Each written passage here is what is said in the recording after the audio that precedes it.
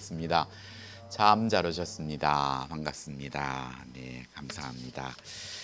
예, 저는 오늘 인생의 전환점이란 제목으로 말씀을 준비했습니다.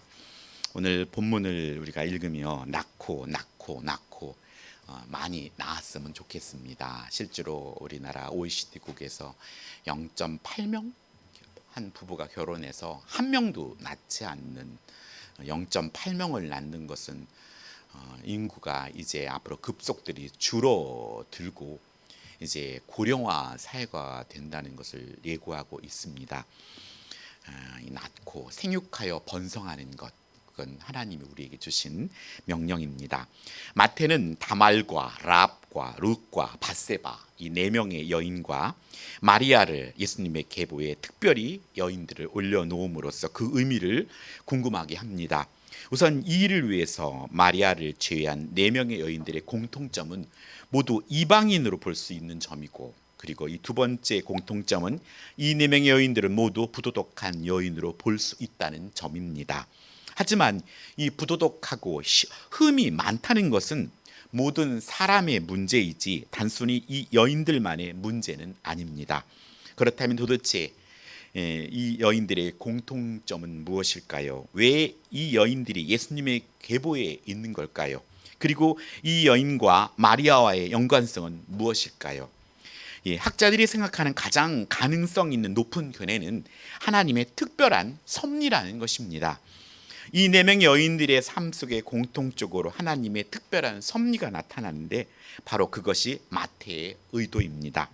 마태가 예수님의 계보에 올린 다말과 랍과 룻과 또 우리아의 아내 밧세바는 각각 그 사연만은 삶은 다르지만 한 가지 뚜렷한 공통점을 갖고 있는데, 그것은 하나님께서 이 땅에 예수 그리스도로 보내시는 구속사에 있었고, 그리고 그 특별한 섭리의 도구로 사용되었다는 것입니다.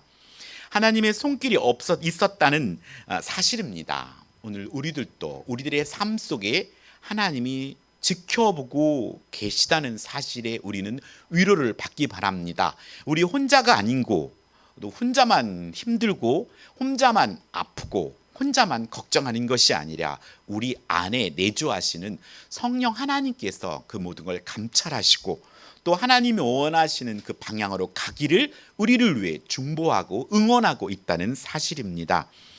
오늘 그래서 하나님의 손길이 있었다는 사실이고, 그리고 우리는 그 하나님의 손길을 믿고 고백하는 사람들입니다. 그래서 마태가 이 여인들을 통해 결국 말하고 싶은 것은 하나님의 그와 같은 특별한 섭리가 이제 마리아에게 임했다는 것입니다. 마리아는 평범한 시골 처녀지만 하나님이 그를 통해 예수님을 성령으로 잉태하게 하셨고 이제 그분의 놀라운 구원의 역사를 시작합니다. 그러므로 마태는 하나님의 섭리와 그리고 그의 손길, 그것이 역사를 의미 있게 하고 그리고 우리의 인생을 의미 있게 한다는 것입니다. 저와 여러분의 만남과 또 성도 상호 간의 만남은 하나님의 섭리 안에 있기 때문에 우리의 만남은 의미 있는 만남이 된다는 사실입니다.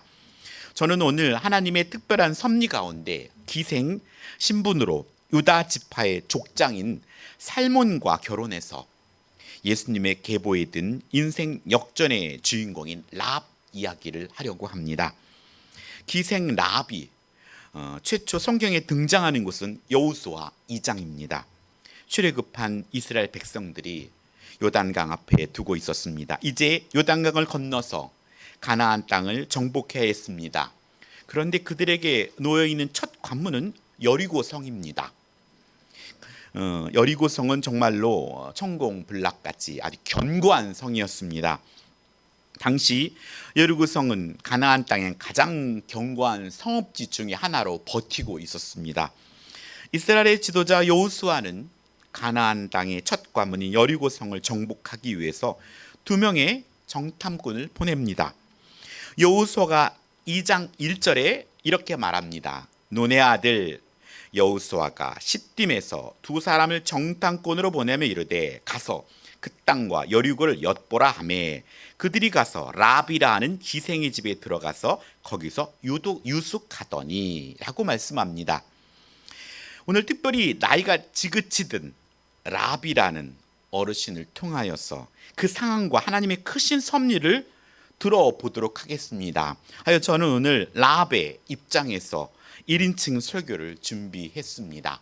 랍의 입장에서 그 상황을 본다면 어떤 상황일까? 말씀에 근거하여 또 제가 묵상하면서 상상의 나래를 한 번 더 보았습니다. 랍을 통한 하나님의 복음 증거가 여러분에게 큰 은혜가 되기를 바랍니다. 네, 저는 지금부터 랍의 입장에서 복음을 전해보도록 하겠습니다. 요즘 유명하게 나온 우영우처럼 제 이름은 똑바로 읽으면 랍이고 거꾸로 읽으면 말도 안 되는 랍입니다. 삼합, 홍합, 대합, 늙어서 볼품은 없지만 예전에는 제가 기생으로 한 미모했습니다. 저희 남편은 유다족 속의 살몬입니다. 저에게 이런 사랑이 찾아올 줄은 기대하지 못했습니다. 기생으로 살아가면서 저를 사랑하는 남편을 만나고 또 자녀를 출산하고 살아가는 것은 꿈이었지만 저에게도 이런 사랑이 찾아왔습니다. 그리고 사랑스러운 아들도 주셨죠. 그게 보았습니다. 이제 제 아들도 저처럼 이방 여인의 룻과 드라마틱한 사랑으로 저의 며느리가 됩니다. 손자는 오벳이고 오벳은 이새의 아비고 이새는 다윗 왕의 아버지가 됩니다. 저 같은 보잘것없는 여인에게 다윗 왕이 나오고 장차 예수님의 계보에 들어간다니 너무나 감사한 일입니다. 저는 상상도 하지 못했습니다. 제가 예수님의 계보에 들어간다니요. 저의 인생의 전환점은 무너진 여리고성에 있습니다.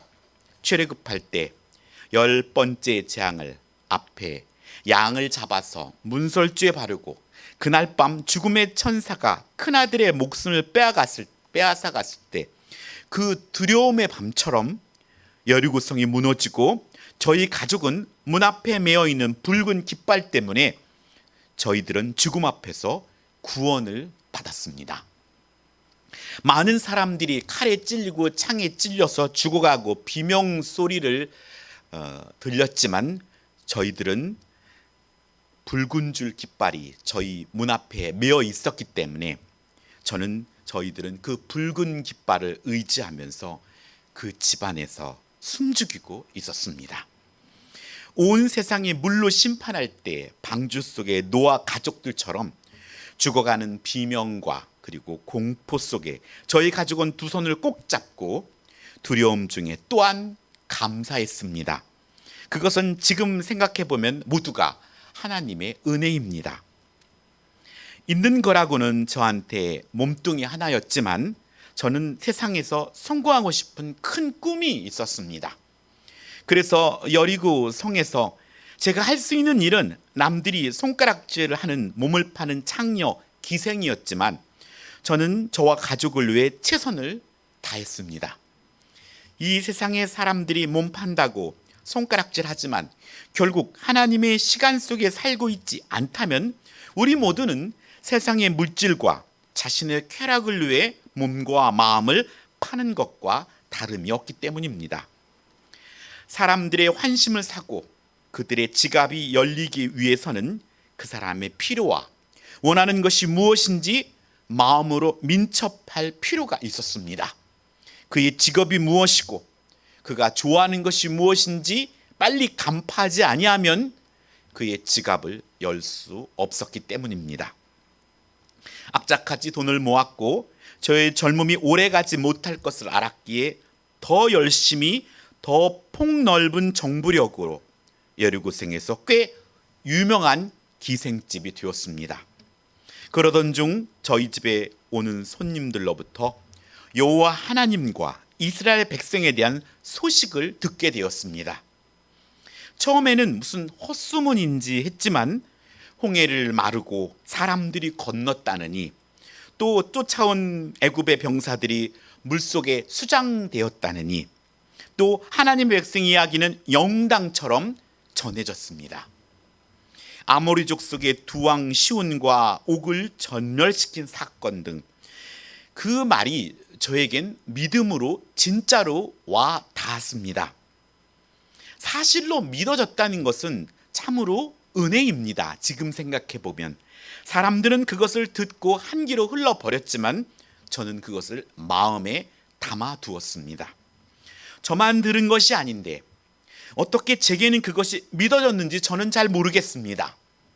여러분도 예수님이 믿어지는 것이 은혜이고 기적입니다. 여호와 하나님과 이스라엘 백성이 여리고를 향해 온다는 소식에 저희들의 마음이 녹았고 이제 어떻게 해야 하는지, 또 저는 이곳 여리고에서 태어나 여리고 신을 믿고 살았지만 여리고 신은 저에게 아무런 도움과 위로가 되지 못했습니다. 그저 형식적으로 남들이 하니까 그렇게 저희 신을 숭배하였습니다.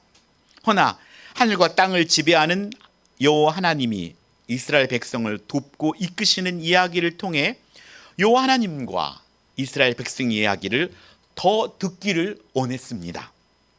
그리고 그들이 여리고를 향해 온다는 이야기를 듣고 여리고 성이 여호와 하나님 앞에 무너지고 만다는 것이 믿어지는 저는 지금까지의 저의 노력과 수고는 헛된 것이 되고 만다는 것을 깨닫게 됩니다.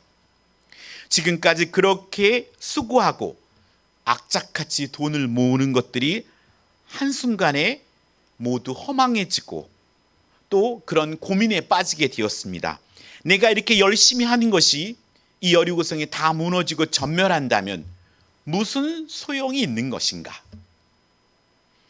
누구에게나 다가오는 죽음의 시간처럼 죄인 앞에 다가오는 죽음을 누구도 피할 수 없다는 사실에 모두가 애써 생각하지 않고 우리는 살아갑니다.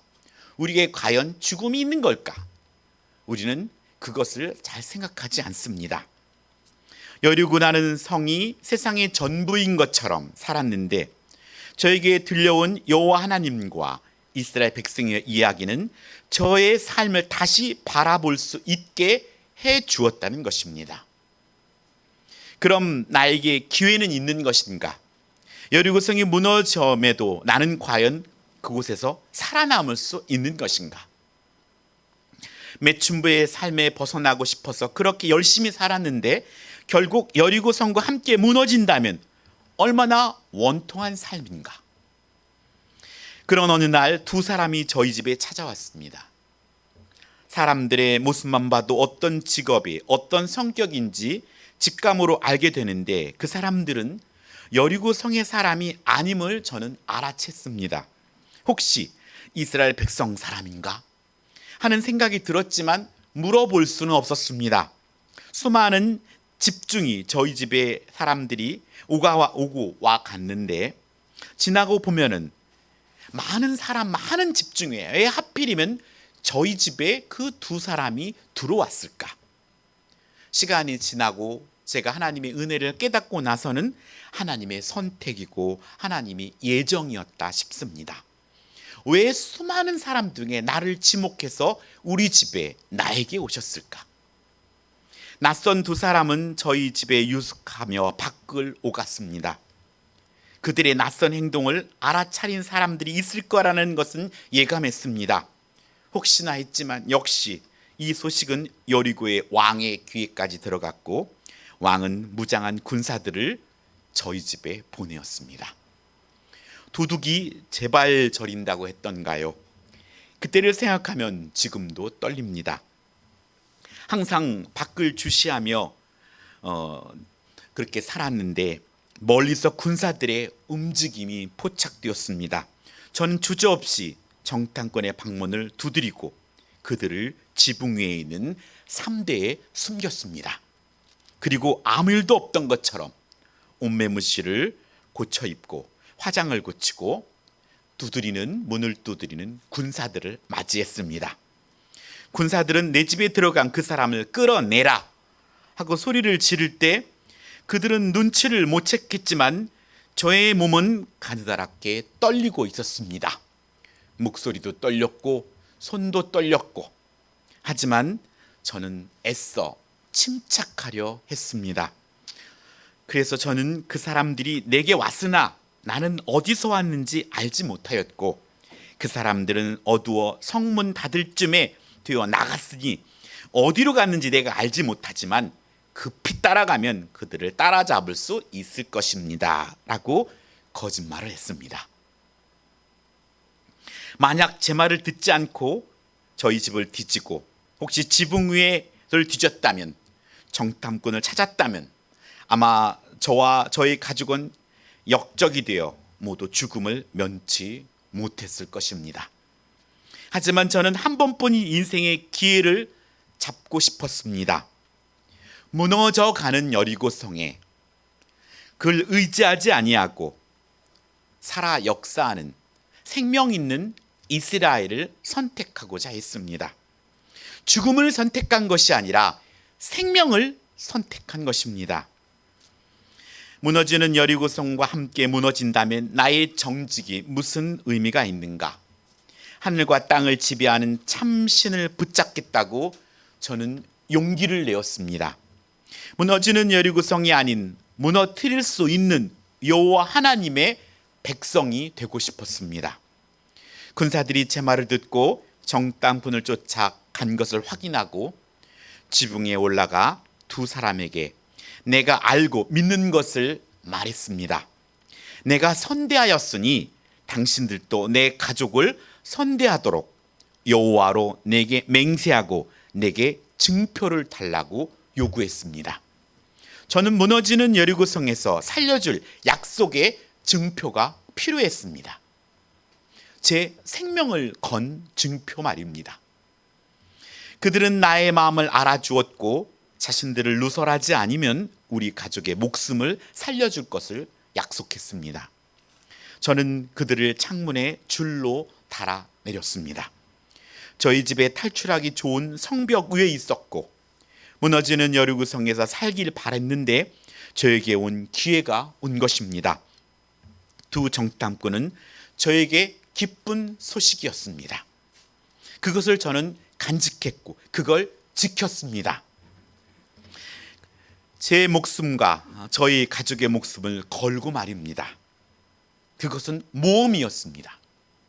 지금껏 살아온 여리고성과 여리고 신에게서 하나님으로, 하나님의 백성으로 삶은 두렵고 떨리는 것이었지만 저는 선택했고 주어진 믿음대로 순종했습니다.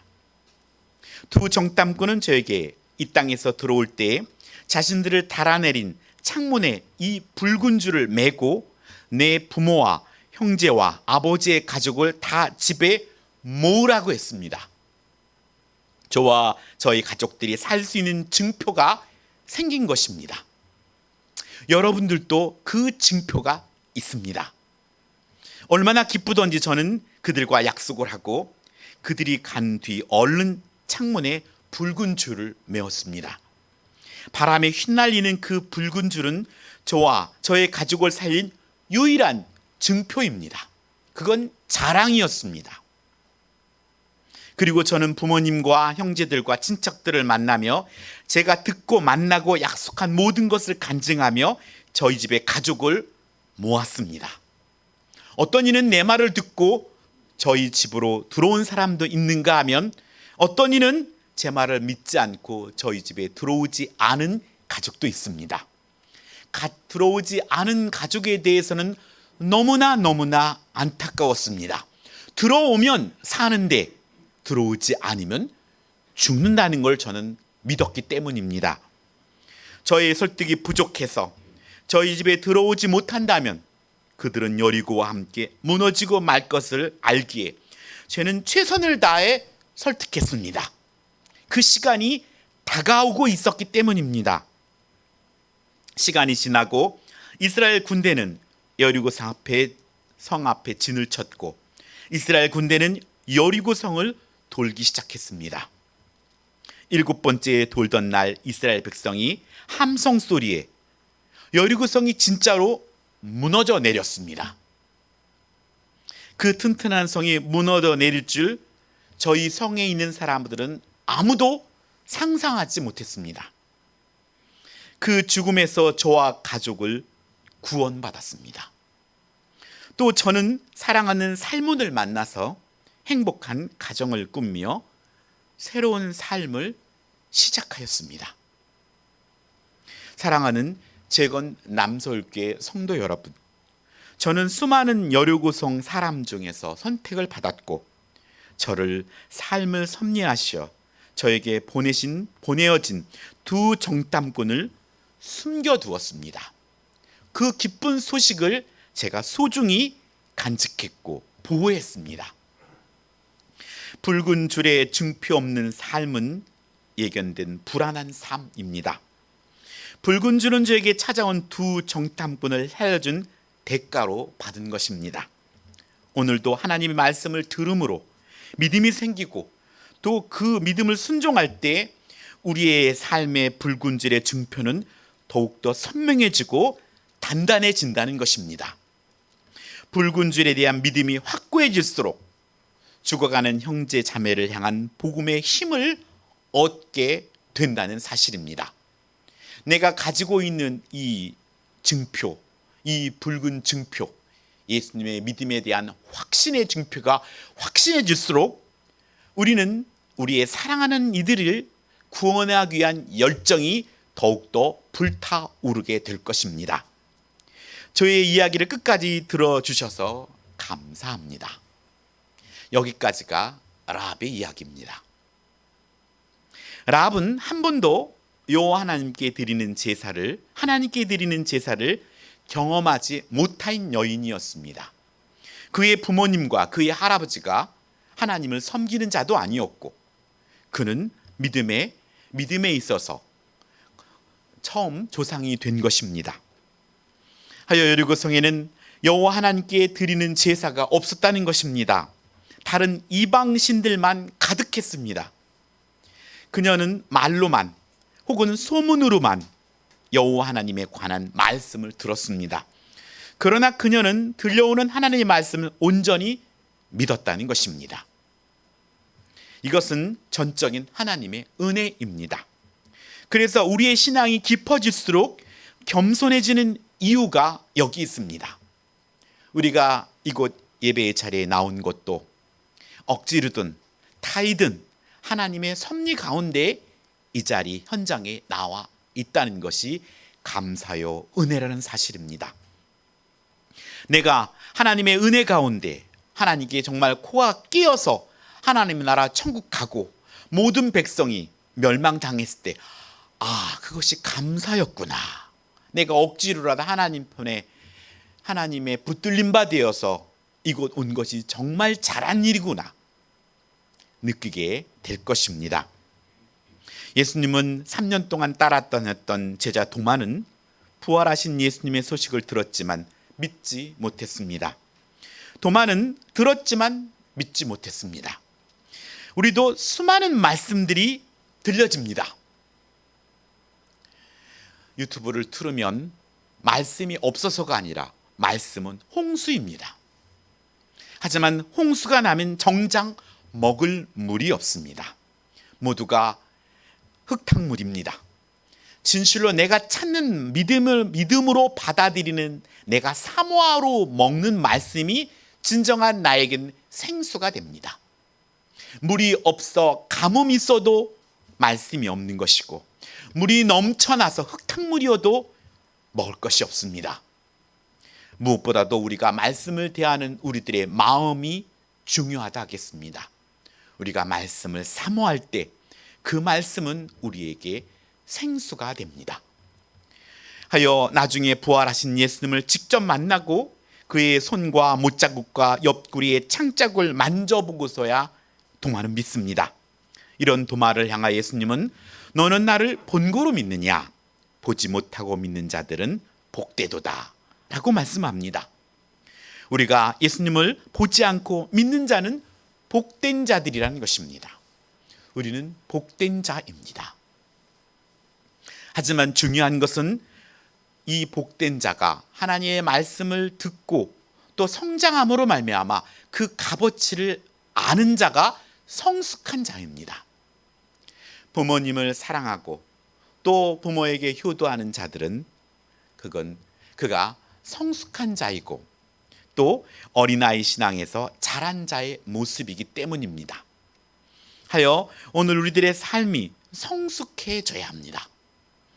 붉은 줄은 유월절의 어린 양의 피고 십자가에 흘리신 보혈을 상징합니다.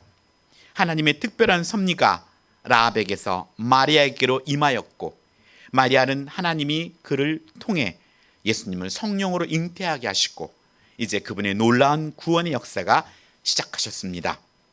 곧 매춘부 라합, 그녀는 비참한 밑바닥 인생이었습니다. 그러나 그녀의 인생은 완전히 반전되었습니다. 그것은 그녀가 말씀을 듣고 온전히 믿고 실천했기 때문입니다. 믿음은 듣고 순종으로 보여야 합니다. 믿음은 라합으로 나타나야 합니다. 행함으로 나타나야 합니다. 해서 믿음은 듣고 순종으로 보여져야 합니다. 그래서 야고보서 2장 25절에는 또 이와 같이 기생 라합이 사자들을 접대하여 다른 길로 나아가게 할 때 행함으로 의롭다 하심을 받은 것이 아니냐라고 말씀하고 있습니다. 그 여인이 라합이 결단했던 것입니다. 그 온 성이 무너질 것을 알았고 그래서 생명으로 가는 열차로 삶을 바깥한 것입니다. 민족을 배반한 것이 아니라 그 민족은 하나님께 벌받아 죽어가는 죽음의 열차였습니다. 죽음의 열차에서 내려 생명으로 가는 열차로 올라타는 것은 그것은 민족을 배반하는 것이 아니라 하나님의 백성이 되기를 간구하고 그것을 생명으로 옮겨 타는 일입니다. 오늘 우리는 예수 그리스도를 믿음으로 말미암아 이제 하나님 나라 가는 구원 열차에 올라탄 사람들입니다. 우리도 여행을 갈 때 비행기를 타고 열차를 타고 자동차로 갈 때 기쁘지 않습니까? 그 가는 길이 즐겁고 또 휴게소에서 맛있는 것도 사 먹기도 하고 와 조금 있으면 그 가는 과정이 즐겁습니다. 비가 와도 즐겁고 그 공간이 즐거운 것입니다. 그렇듯이 오늘 우리가 예수님을 믿고 구원 열차에 올라찬 우리들은 기쁨과 감사의 삶을 살게 됩니다. 그리고 그곳에 함께 가지 못했던 가족들이, 함께 가지 못했던 우리 사랑하는 사람들이 함께 가기를 소망하고 우리 함께 가자. 이 즐거움에 함께 동참하자. 이것이 그 구원 열차에 탄 사람들의 마음입니다. 라합은 듣고 행함으로 의롭다함을 얻었습니다. 매춘부의 삶을 한탄하며 살았을 라합은 말씀을 듣고 순종하며 행함으로 생명의 역사의 주인공이 되었습니다. 그녀는 유다 족장 살몬의 아내가 되어서 보아스를 낳았습니다. 보아스는 이스라엘의 가장 위대한 다윗의 증조부가 됩니다.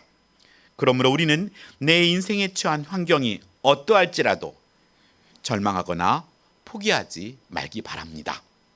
인생의 전환점, 인생의 전화위복의 기회를 주시는 분은 하나님입니다.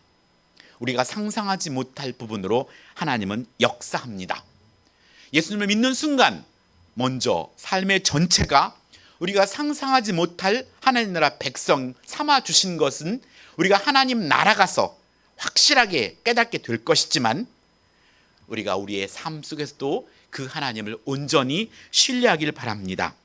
기생 라합을 구원과 생명의 역사의 주인공이 되게 하셨듯이 하나님은 우리 인생도 구원과 생명의 역사의 주인공으로 사용하실 것을 믿으시고 한 주간도 예수님의 이름으로 승리하는 저와 여러분이 되기를 예수님의 이름으로 축복합니다. 기도하겠습니다. 사랑과 은혜가 충만하신 아버지 하나님, 노아에게는 그가 하늘에서 샘물이 터지고 땅에서 물이 터졌을 때 그때서 더 깊이 방주문이 닫혔을 때